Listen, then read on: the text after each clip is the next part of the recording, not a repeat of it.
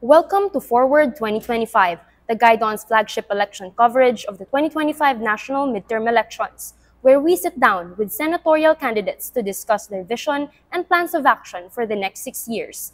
We thank everyone who is tuning in via our digital platforms. The other series of interviews of other senatorial candidates will be posted on the Guidon's Facebook page and YouTube channel. Don't forget to use the hashtags Forward2025 and hashtag Blueprint2025 when posting about the interviews on your social media pages. I am Tepi Sidro, your host for today's interview. Forward 2025 is an issues-based interview series for senatorial candidates running in the 2025 Philippine national midterm elections. 6 candidates included in Ateneo's 12 preferred senators discuss their platforms and answer important questions from the event's foremost demographic, the youth. The interview format consists of 5 rounds. Each round starts with an introduction of the agenda. The Guidon has identified 5 key areas inspired by the United Nations 2030 Sustainable Development Goals: poverty and social inclusion, health and well-being, environmental sustainability, economic growth and infrastructure, and governance and partnerships. After the agenda is introduced, the candidate will be asked to answer moderated, curated questions to elaborate and substantiate their plans of action for each of the specific agendas. This event is co-presented by our media partner, Rappler.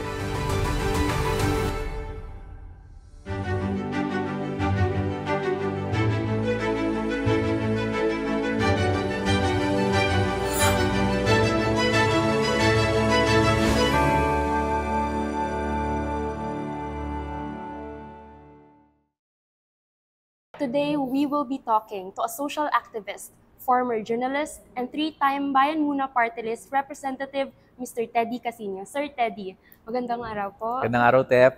Magandang araw po sa lahat ng audience natin. Salamat po sa pagdalo niyo dito sa aming interview. Ngayon, magsisimula na tayo sa unang kategorya ng ating mga katanungan. Ang unang kategorya natin ay tungkol sa poverty at social inclusion. Sir Teddy, paano nakapaloob sa inyong plataforma ang solusyon sa kahirapan at social inclusion? It forms a key platform or a key pillar sa aming platform. Kasi talagang ang tingin ko ang siguro pinakamalaking problema ng Pilipinas ngayon, yung kahirapan at saka yung definitely the lack of social inclusion. So towards that, we have several measures that we will be pushing in Congress. Una na dyan, syempre, yung pagtataas ng sahod ng ating mga manggagawa.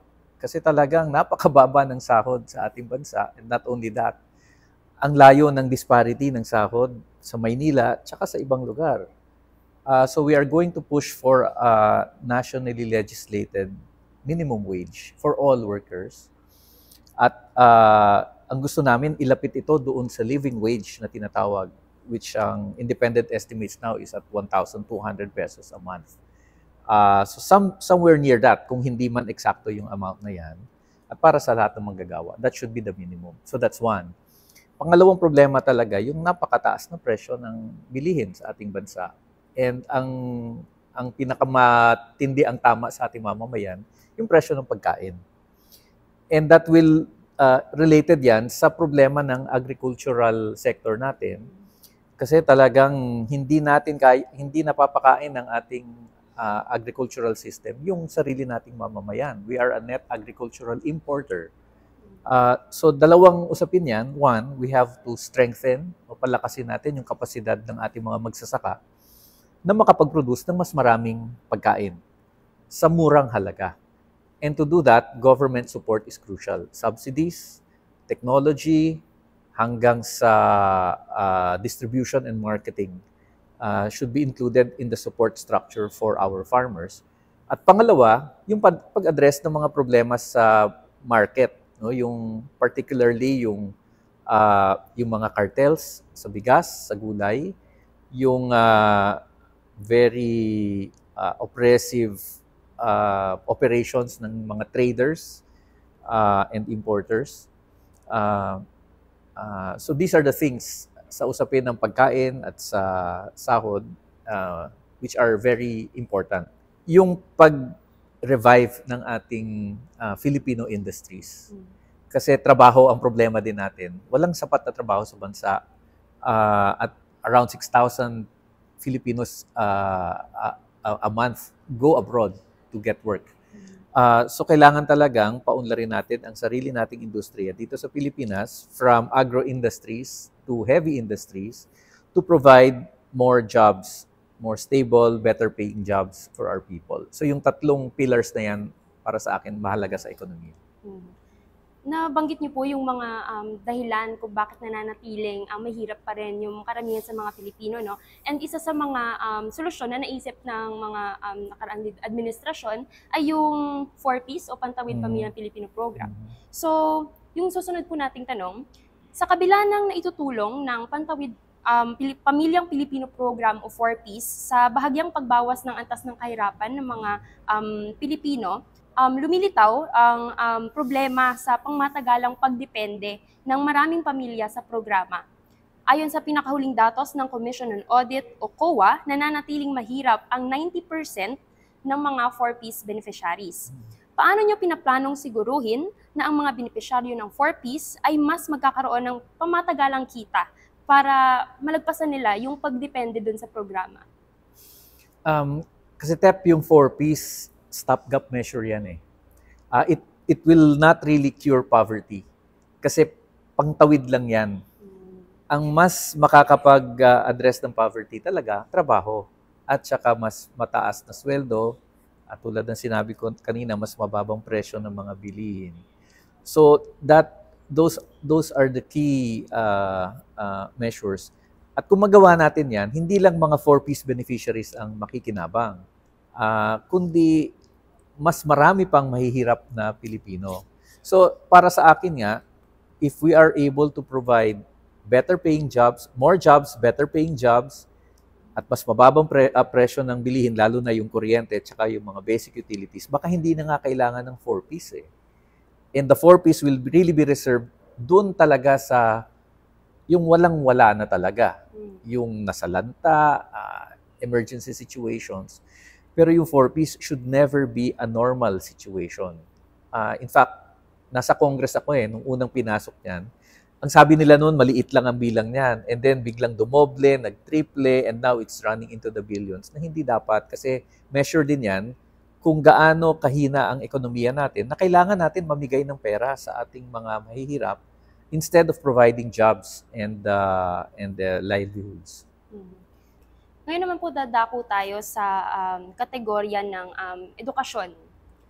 Sa resulta ng PISA noong 2022, mababa ang naging ranking ng mga Pilipinong mag-aaral sa matematika, agham at pagbasa. Sa partikular, ang Pilipinas ay nasa pangatlong pinakahuli sa agham at pang-anim sa pagbasa at matematika kumpara sa 81 na bansang kalakip ng pag-aaral. Dahil dito, masasabing huli o behind ng humigit kumulang 5 hanggang 6 na taon ang Pilipinas sa learning competencies. Mula sa mga resulta ng PISA noong 2022, ano pong mga pulisiya ang iyong iminumungkahi upang mapabuti ang kakayahan ng pagkatuto ng mga Pilipinong mag-aaral? Marami kasing factors yan. No? You cannot pinpoint just one factor. But let me just cite at least 3 factors na tingin ko dapat natin address. Una, gutom, kahirapan. Kasi yung karamihan ng mga pupils, especially in the public schools, dumadating sa school yan, halos walang almusal. Nagugutom, malnourished, kulang ang kanilang nutrition. So that in itself puts them at a great disadvantage. Mahirap matuto pag gutom ka o pag kulang yung nutrition mo. So may mga proposal kami dati na yung free lunch or free breakfast, iba't ibang mga proposals. But the schools, the public schools, should be able to provide free lunches or food, breakfast sa mga estudyante. Pangalawa, yung quality of teaching ng ating mga teachers. So we really need to improve that. Ang isang major factor dyan, kailangan itaas natin ang sweldo ng ating mga teachers. Kasi pag hindi masaya ang ating mga teachers at hindi sila well-motivated and well-trained, mahirapan silang mag-impart ng kanilang knowledge sa mga bata. And pangatlo is the infrastructure and the equipment and everything that na kailangan ng teacher at ng student para magkaroon ng learning. So, yung mga classrooms natin, more classrooms, of course, more facilities, more laboratories, computers, books, etc. So, ma-address natin itong tatlong bagay na ito, I think will go a long way in improving the quality of learning sa ating educational institutions. Ngayon naman po, dadako tayo sa susunod na round at patungkol ito sa health and well-being. Paano po nakapaloob sa inyong mga plataforma ang kalusugan at well-being ng mga Pilipino sa inyong mga plano po? Basically, yung aming coalition kasi, yung Makabayan Coalition, has always been pushing these past years for a free public health system. Ibig sabihin, talagang we meet the international standard. I think 5% of GDP should be yung budget ng health, ano? And that health services should be free for all Filipinos. Hindi mo na kailangan may health insurance, hindi mo na kailangan may guarantee letter ka from the politician to avail of free health services. So kung ang education ay ginawa nating free, we think that health should also be free. And that requires, of course, a bigger budget from the government.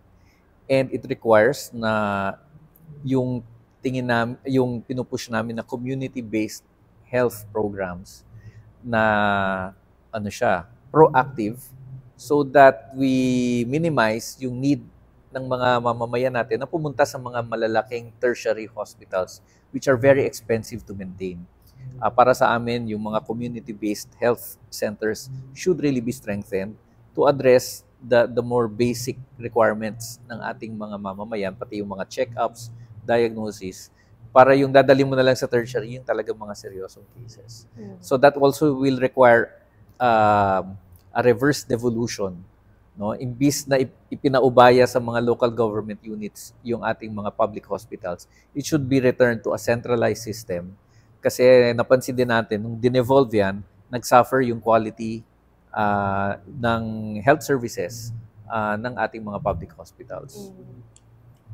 Ngayon po, dadako tayo sa tanong tungkol sa mental health na problema ng marami sa mga kabataan, sa mga kapwa natin kabataan. Sa kabila ng pagpasa ng Philippine Mental Health Act noong 2017, ayon sa mga pag-aaral, mataas pa rin ang kaso ng mental health issues sa kabataan na itinuturing na vulnerable group in society ng Philippine Development Plan. Ang suicide rate sa bansa ay patuloy na ding tumataas. Anong mga konkretong lehislatibong hakbang ang iyong ipapatupad para mas mapabuti ang mental health services at support systems para sa mga kabataan? Paano nyo masisigurong sapat at epektibong magagamit ang budget na nakalaan para dito? Unang-una, talagang kulang na kulang ang mental health services, even in our public hospitals. So yun yung isang pwede nating gawin, is to ensure that every hospital has, I don't know if that is a department or a section that deals with mental health. Kadalasan kasi, ang sa isang hospital, halos mabibilang mo lang ang psychiatrists and psychologists dyan eh. So by providing that, by expanding services, magkakaroon din ng demand for medical students to take up those kinds of courses addressing mental health. Again, this should be part of the overall health programs and policies ng gobyerno. At diyan talaga ang yung expansion talaga ng services to include mental health should be legislated. So there should be some kind of legislation to address itong gap na ito sa health system natin. Ngayon po, tutungo na tayo sa pangatlong round at ang kategorya nito ay environmental sustainability. Paano nakapaloob sa inyong mga plano ang environmental sustainability? Isa ako sa mga main authors, or I was the main author when I was in Congress nung People's Mining Bill. Ito ang batas na naglalayong palitan yung current na batas, yung Mining Act of 1995. And under that proposal, ang gusto nating policy framework for the mining industry is conservation of our minerals. Ang policy kasi ngayon is all-out exploitation and export to other countries. Pero para sa akin, importante, these minerals should be conserved. Kasi once minina natin yan, hindi na yan mare-replenish. Pangalawa, that our mining industry should be developed in the framework of our national industrial policy. Hindi lang siya framework ng just selling it to everyone who wants to buy it. Kasi kung ganon, talagang mauubos. Mauubos yan, hindi pa rin natin mamimit yung demand ng global market. So it should really be more to meet the needs ng sarili nating mga industriya. So to develop our metals industry, to develop our construction industry and other industries related to that. And pangatlo, yung pangangalaga ng environment, not only the environment, but the communities where the mines operate. So, dyan papasok yung pagrespeto sa rights ng ating indigenous peoples. Dahil kadalasan ang mga mining-rich areas, doon ang mga communities ng indigenous peoples natin. And to ensure that there is minimal environmental destruction. I think there is no such thing as sustainable mining. Because mining is really about destroying resources to extract those minerals. So, it should be reduced, no, yung klase ng destruction na nagagawa. So this is one very concrete example. Pangalawa, yung paglaban natin sa napakalaganap na reclamation. The Philippines has one of the longest coastlines in the world. Pero nasisira yan dahil sa mga reclamation projects sa maraming lugar. So kailangan protektahan yan dahil yan din ay usually ang natatamaan din ng mga reclamation projects, yung mga communities ng ating mga mangingisda, which provide food for our people. So these are a few of the environmental related legislations that we will be pushing.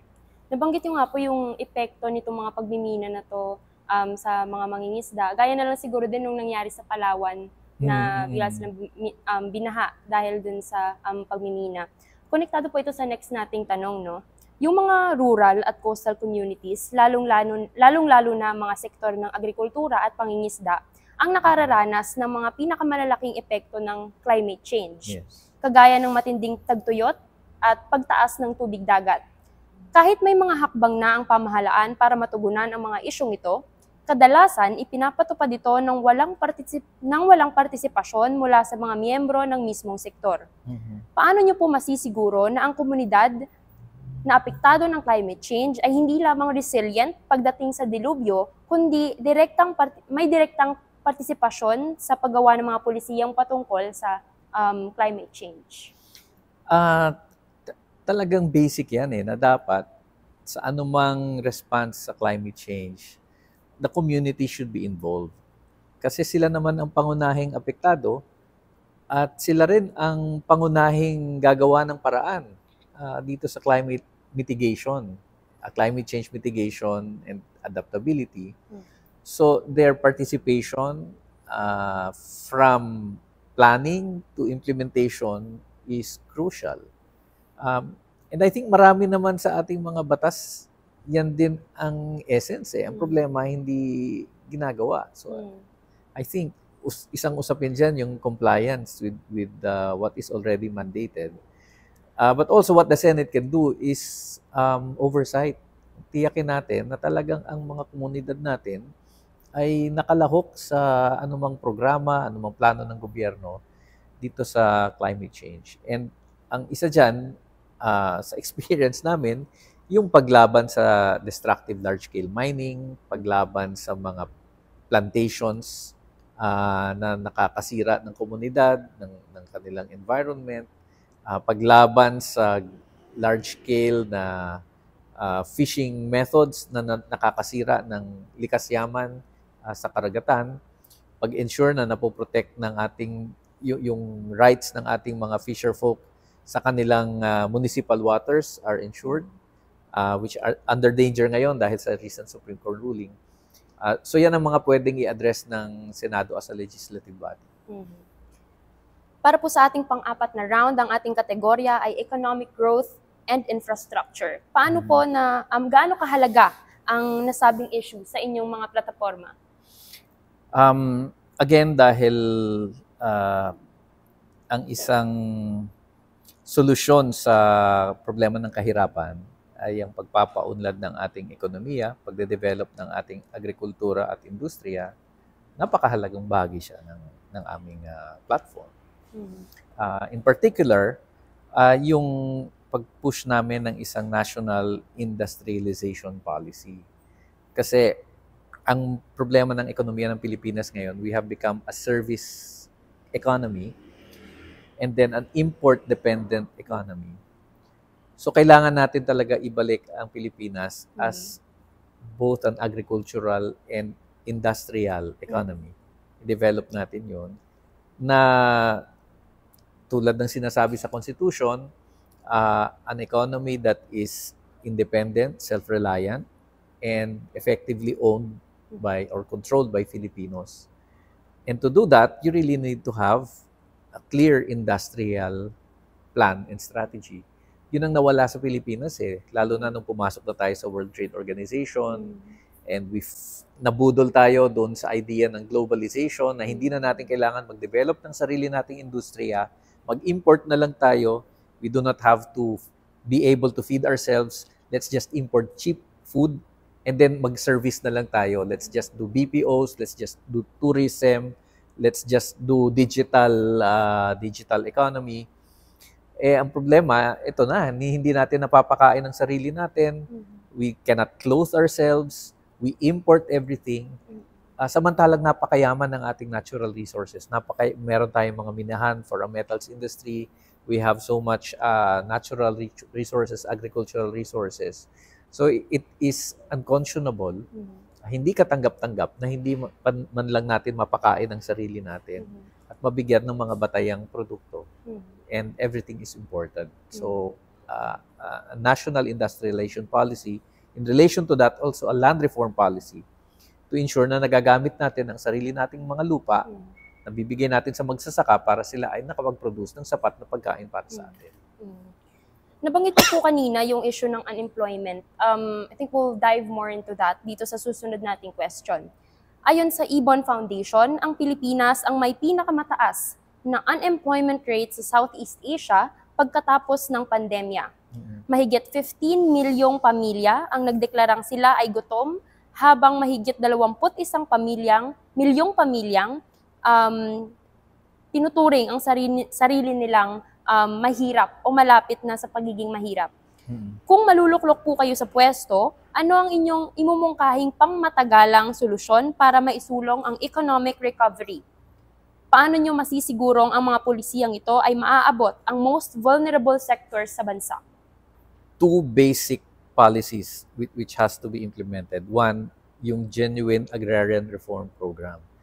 Kailangan natin ayusin uli ang sistema ng agrikultura sa ating bansa para yung ating mga ordinary farmers talagang kumita sila at makapag-provide sila ng sapat na produktong agrikultural, pagkain,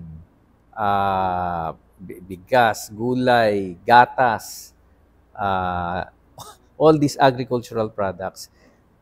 Kasi ano naman ng Pilipinas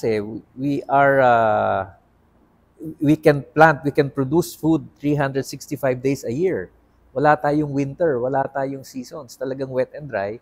And all throughout, pwede tayong magtanim, pwede tayong mag-produce ng pagkain. No reason why we have to import everything. Alam mo ba, pati yung chicharon, yung balat na ginagawang chicharon, ini-import pa natin yan. Again, no reason for that. So one, at ang solusyon dyan, a genuine agrarian reform program na binibigyan natin sa magsasaka ang lupa, hindi lang lupa, pati ang lahat ng suporta na kailangan niya mula sa pamahalaan. And second, a national industrialization program na babalik sa Pilipinas yung capacity ng Pilipinas para mag-produce ng sarili nating mga bakal, sarili nating mga produkto, manufacturing, bring back the Philippines as a manufacturing base. And kaugnay lang yan, dun sa National Industrialization Policy, dapat gobyerno mismo ang unang magtatangkilik ng sarili nating mga lokal na produkto. Few years back, pumunta ako sa isang showcase ng furniture na gawa sa Pilipinas. And then yung agency dyan na nag-showcase niyan, sila mismo ay bumibili pa sila ng mga imported na furniture when they are showcasing local furniture. So, gobyerno should be the number one tagatangkilik ng produktong Pilipino. Hindi yan nangyayari sa ngayon. Kailangan ganun yung gawin. Nasa huling round na po tayo ng ating mga katanungan. Tatanungin ko po kayo tungkol sa governance and partnerships. Paano niyo po binibigyang diin sa inyong mga plataforma ang governance at partnerships? Governance is important sa usapin ng ensuring na ang pamahalaan natin ay talagang tumutugon sa pangangailangan ng ating mamamayan. Ang isang susi dito yung transparency and accountability. Na maaaring sa ating batas, naka-enshrine yan, pati sa ating constitution, but in practice, napaka-untransparent ng ating government processes, and there is that culture of impunity. No? Hindi natin napapanagot yung mga gumagawa ng mali. So in particular dyan, I think the impeachment of Vice President Duterte should be pursued. No? At kailangan maipakita natin na kahit Vice President ka ng bansa, kapag nilustay mo ang daan-daang bilyong piso of your confidential funds, dapat kang managot. So, ano yun? I think the impeachment should serve as a lesson and as an example of how we should hold high government officials accountable. In a way, ganyan din yung sa ICC case. Kaya naman napunta sa ICC yan because yung sariling justice system natin could not hold President Duterte accountable doon sa mga libu-libong pinatay sa kanyang war on drugs. Pero nandyan na yan, so ituloy natin, no? At suportahan natin yung paglilitis kay Duterte sa ICC. Kasi again, accountability ang pinag-uusapan dyan. When it comes to transparency, in particular yung budget, should be the most transparent piece of legislation that we have. So dapat ipagbawal na yung mga insertions sa bicameral conference committee. Everything should be transparent. Everything should be recorded. Should be streamed live. Dapat makita ng ating mamamayan hanggang sa huling sentimo kung saan ginagamit ang ating mga binabayad na buwis. Matagal nang nagiging balakid ang korupsyon at inefficiency sa mga ahensya ng pamahalaan sa nararapat na alokasyon ng pondo, partikular na sa mga serbisyong para sa kalusugan, edukasyon at agrikultura. Kadalasan, ang mga pondong dapat sana ay sumusuporta sa social programs ng gobyerno ay hindi nagagamit ng tama o nawawala sa korupsyon. Kung ikaw po ay maluluklok sa pwesto, anong mga mekanismo ang nais niyong ipatupad para mapabuti ang transparency sa pamahalaan at masigurong ang bawat pisong nakalaan para sa social services at agricultural support ng gobyerno ay tiyak na napupunta sa mga benepisyaryo nito? Ito ang ironic dyan eh. Ang Pilipinas, on paper, has probably one of the best laws on transparency and accountability. Gaganda ng batas natin eh. Procurement law, everything. Kaya lang yung compliance and enforcement talaga ang problema. Lahat yun napapaikutan eh ng mga opisyal ng gobyerno. So I guess one, oversight is really important. Oversight ng Senado or ng Kongreso. Pero pangalawa, tingin ko, this is something where technology can be of use. And tinitingnan ko yung possibility na magamit natin yung AI para maging mas transparent and accountable yung mga processes. For example, sa procurement. Ang nalalaman lang natin sa buong website ng DBM is magkano nabili yung isang produkto. Pero hindi natin nalalaman magkano ba yung presyo niyan sa mga ordinaryong tindahan. So, through AI, I think, and pinag-aaralan ko pa if there is legislation that is needed for this, gusto ko gawing automatic na pag bumili ang isang local government ng ballpen, hindi lang niya ipopost sa website magkano niya nabili yung ballpen. Automatically, the AI will generate magkano ba ang presyo niyan sa national bookstores, sa office warehouse, sa mga suppliers, mga wholesalers. So that makikita natin, and often than not, triple, doble yung presyo eh. So yan, simply by providing the information through AI, AI can do that. AI ang pwedeng mag-canvas na automatically. I think that's one step that we can do. Pangalawa, yung streaming. Yung uso ngayon yung streaming. I think dapat maging streaming na natin. Maging natural na yung streaming sa mga procurement conferences, sa mga bidding, and then dito sa budget deliberations. So by using technology and providing our people with more information about these things, baka naman mas magkaroon ng possibility for better enforcement and compliance ng mga batas natin, anti-corruption laws natin. At yun na po nagtatapos ang serye ng ating mga katanungan. Sir Teddy, maraming salamat din po. po. Salamat. This has been Forward 2025, the Guidon's flagship coverage of the 2025 senatorial elections. Once again, I am Tep Isidro from the Guidon, and on behalf of the Forward team, we thank you for tuning in. With one vote, you can carry your cause forward. So make it count.